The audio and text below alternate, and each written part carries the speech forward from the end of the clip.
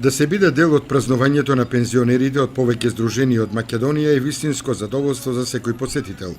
Искуството, зрелоста, но и желбата да се дружат и секогаш да бидат расположени беше карактеристиката на вчерашната средба што во организација на Здруженијето на пензионери од Кочани се одржа кај манастирскиот комплекс Свети Пантелеймон во селото Пантелеј близу Кочани.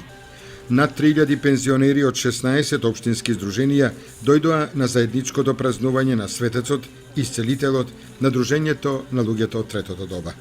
Домаќин на средбата беше Здруженијето на пензионерите од Кочани, чиј председател Ѓорги Серафимов ги поздрави присутните и им посака срдечно добре дојде. Прво да изразам исто така поздрав до сите присутни, посебно и до гостите, да ви посакам пријатен престој на ово свето место и да ни помогне во здравје и на нас и на фамилиите. И среќен живот да имаме. Во името на Сојузот на пензионерите на Македонија зборуваше председателот Драги Аргировски. Бенефициите што ги добиваат пензионерите од година во година се големи, благодарение на заложбите на оваа влада.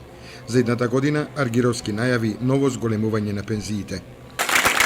Ова средба посебно заслужува А+, што ја организира Здруженијето на пензионерите на Кочани, на чело со председателот Ѓорги Серафимов. И навистина во овие неколку години, од година во година станува се помасовна, се подорганизирана и мислам дека натаму ќе продолжиме со таа традиција уште подобро да биде до години и другите години. Градоначалникот на Кочани Радко Димитровски, задоволен од посетата и присуството на голем број пензионери од Македонија, во поздравниот говор истакна. Пријатели, добре дојдовте во ова свето место, кое не е случајно одберено по осми пат да биде заедничка средба буквално на повеќе од половината од Република Македонија. Ова место овде позади нас е манастирот Свети Пантелеймон. Свети Пантелеймон знаете дека е оној заштитникот на здравјето на сите луѓе. Тоа е она што е потребно на секој, било да е млад, било да е повозрасен.